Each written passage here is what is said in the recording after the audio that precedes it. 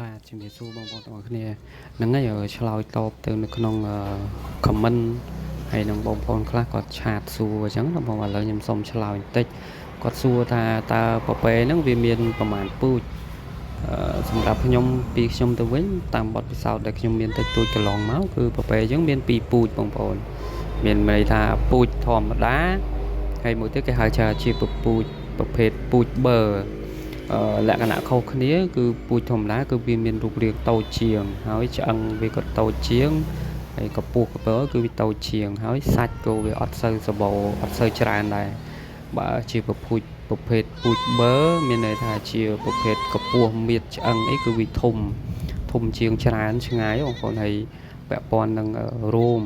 មវាក៏មានរូបរាងរលោងស្អាតមើលទៅបែបស្អាតអញ្ចឹងបងប្អូនហើយសម្រាប់តម្លៃទីផ្សារប្រភេទធម្មតាហើយនឹងពូជបឺហ្នឹងគឺប្រភេទបឺហ្នឹងវាមានតម្លៃថ្លៃជាងបងប្អូនដោយសារតែវាតម្រូវទីផ្សារគេនិយមទៅលើពូជបឺហ្នឹងបងប្អូនហើយអ្វីដែលគេកន្លងមកគេធ្លាប់ប្រាប់គឺគេផ្ដោតទៅលើសាច់ដោយសារសាច់វាច្រើនជាង